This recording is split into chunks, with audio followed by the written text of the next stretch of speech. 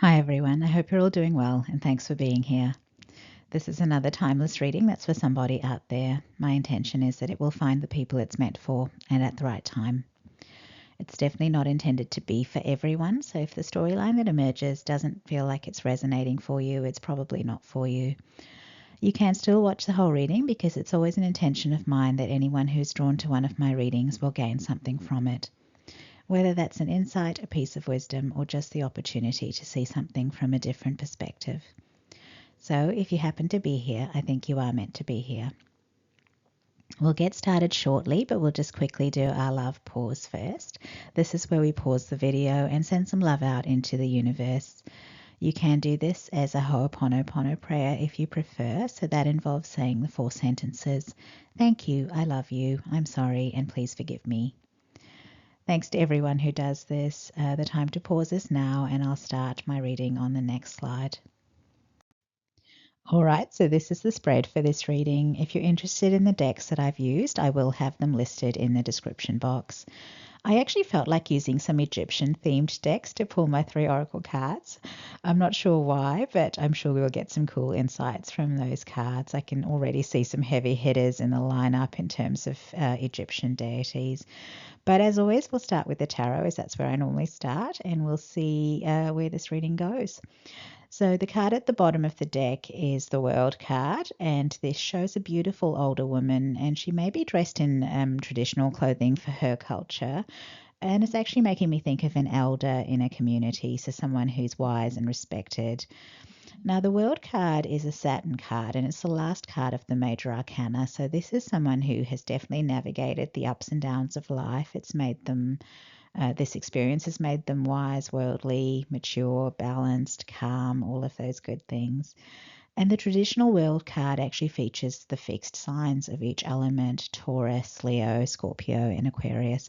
And I tend to see those signs as representing the energies of the kings in each suit. So this this energy is very evolved. So when someone's in the world card energy, that's a very evolved energy. And I'm feeling that having that there at the bottom of the deck is quite powerful.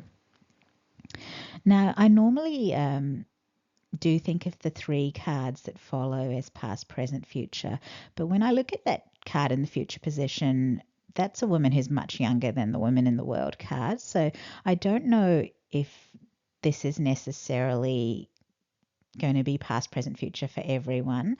What I think it might be is these cards might be a progression of a storyline, and you may, like, there may be a number of people who resonate with this reading, but they may be at different points in this storyline, is what I'm feeling. So some might already be in that world card. Others might be heading for that world card. Some may be still somehow caught in the midst of this past, present, future kind of energy here. So see where you fit in. If like, you might find the whole thing does resonate, but see where you fit in this storyline, because I'm not getting that clear past, present, future that I normally would follow is necessarily appropriate for this. Just because, as I said earlier, there's such a big age difference between the woman in the future position and the woman in the world card position. So see how it fits for you. But anyway, the first card we've got is the 7 of Swords, which is a card of deception, sneaky behavior, secrets, betrayals, that kind of thing. So that's not a good energy. But then the next card is actually much worse because it's the Devil card. And I'm assuming this is a progression. So the Devil card is obviously about being trapped in something bad, and the image on this card definitely supports that. So this looks like someone who's perhaps been tricked into entering some kind of toxic situation or arrangement that is actually really bad for them. And it's interesting to see this Devil card because it's got a cage, but the key is still in the lock. So it's almost like this person doesn't realize they're even in a cage. So I feel like this is heavy duty deception, and the fact that it shows up in what I would ordinarily consider the past and present positions, this is long-standing deception. I feel like it was really subtle, very long-standing. This person didn't even realize they were mixed up in something bad. So I'm almost thinking of those storylines where, someone really wealthy gets targeted by someone who's a very clever scam artist, and so this person perhaps falls in love with someone, they get married, they think they're happily married, but it was actually never love because they were dealing with this, scamming person who didn't have good intentions at any point. So yeah, the victim might think they're in a good relationship, but they don't realize their spouse has only ever been after them for the money. Maybe they're stealing from them. Maybe they're taking advantage of them. And, there's even extremes where the plan is actually, I'm going to marry this wealthy person and then I'm going to bump them off at some point so that I can have it all. This is bad energy is what I'm getting. And so, yeah, I feel like it was very subtle. So this person had no clue that they were even trapped in something. So, yeah, I feel a heaviness with that. So the Devil card is Capricorn energy, and it's reminding me that we've already got Saturn in the spread because Saturn is the ruler of Capricorn as well. So maybe Capricorn is a significant sign for this reading. The card in the future position is the Queen of Swords, and that's really good to see. So this is a very perceptive, intelligent queen, someone who's very good at making decisions without letting emotions get in the way. So I really like it. Now, I feel like when this queen finds out what's been going on, she'll deal with this devil the right way. So if we go back to that example I just used with the wealthy person being targeted, once this queen finds out what has been happening, she'll make a plan for how she's going to get out of that situation, out of that marriage, without the devil suspecting that she's trying to escape the cage. So she'll free herself in an intelligent way. So doing it all with a clear head, even if there are emotional things going on. So when you think about it, if you've been through such a heavy betrayal, you're going to be heartbroken, you're going to be devastated, but none of that, with air sign energy here in this future position, none of that's going to stop them from using their brains and, following the thought process and making the right calls. So I like that. I normally see the Queen of Swords as a Libra energy, but in this card, there's a prominent star behind this queen's head, and that's making me think of the other air sign Aquarius, and of the star card as well. So the star card does make me think of someone who's healing and hoping for a better future, but it's also making me think of someone who has a bright future, someone who can shine brightly in the world. And now I'm being drawn to the fact that the older woman in the world card looks like someone who has made something of herself in the world. She's got this demeanor, doesn't she, of accomplishment and confidence. So I do feel like once this person escapes from the devil, it's going to be onwards and upwards for them. So yeah, like I said, you may resonate with being somewhere on this storyline. So we'll see how the oracle cards if they give us any extra information in relation to the storyline. So the first oracle card that came up is Evolution, and this card has a few things on it that could be associations. So I'm seeing the number 6, I'm seeing the planet Venus, and the letter E on this card. So these things might resonate for someone. Venus is obviously the ruler of Taurus and Libra, so Libra energy may be prominent. As I said, I wasn't sure if it was a Libra or an Aquarius. And Venus is also the planet that relates to our divine feminine aspect. I'm noticing that all the characters on these tarot cards are female, and that doesn't necessarily mean anything because there are some modern tarot decks that are heavily sort of female centric, but it is interesting. So all females along the bottom, and then Venus. So maybe we're talking about a woman or someone with a stronger feminine energy. Now, the word evolution would definitely fit with that world card energy where someone has grown through their life experiences. Now, the second oracle card here is titled Cosmic Influences, and it features the deities Ma'at, Thoth or Tahuti, depending what you like to call him, and Khepra or Khepera, who is the beetle shown in this image.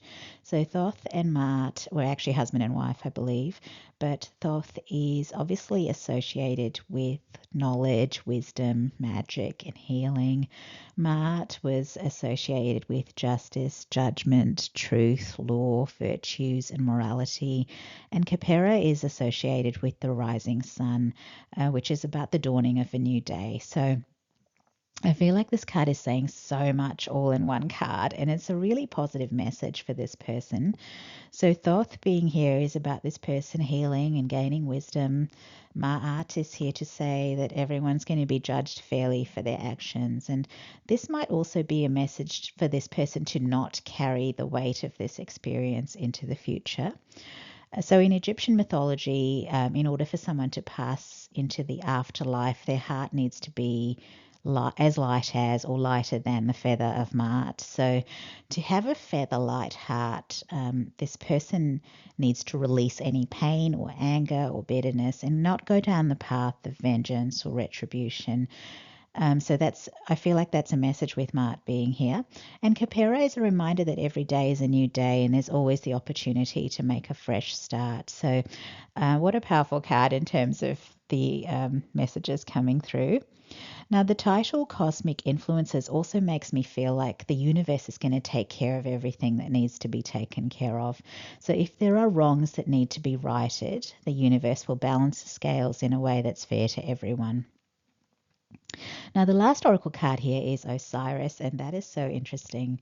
So Osiris was betrayed and murdered by his brother. So that seems quite synchronistic with this storyline where we've got a betrayal that's happened. And I guess Osiris was murdered. So maybe, I did mention someone being bumped off. So, maybe that was part of the plan as well. So Osiris, he was actually dismembered by his brother Set, and then the parts of his body were scattered all over Egypt.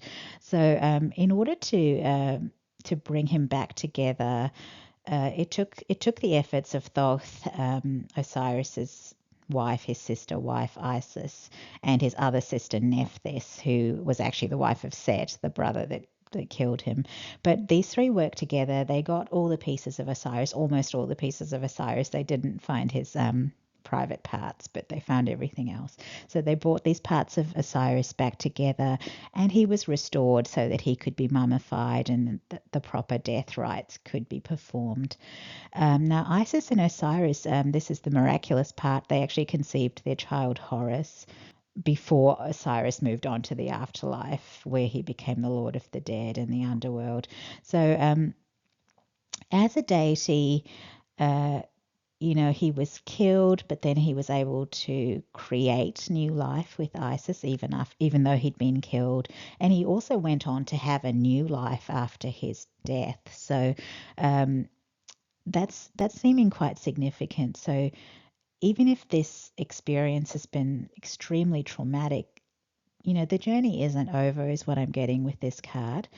Now, Osiris also, I feel like he is also involved in the judgment of the dead, just like Ma'at is, because he's obviously the Lord of the Underworld. So, again, judgment is coming through with this card. So, both of these cards, I'm getting the sense of messages around new life and judgment. So, I guess Osiris can be added to really all the deities that showed up on the previous card.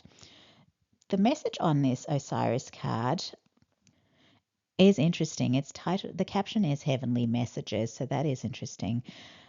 It's actually making me think of messages from the spirit realm, as in messages from people who have crossed over into the afterlife.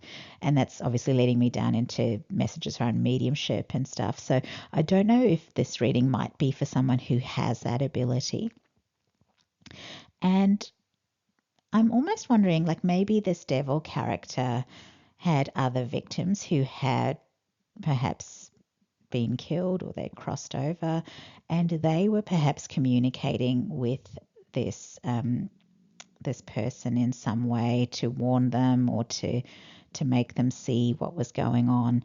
So that's possible, or maybe this person has their own protective spirit guides who have been watching over them and trying to communicate with them. So it could be something like that. And that may be how this person came to see that they were trapped, and to work out who this enemy was, because they obviously didn't know in the beginning. So maybe there were messages coming through from the spiritual realm to help this person discover the truth. Very interesting to have that come up.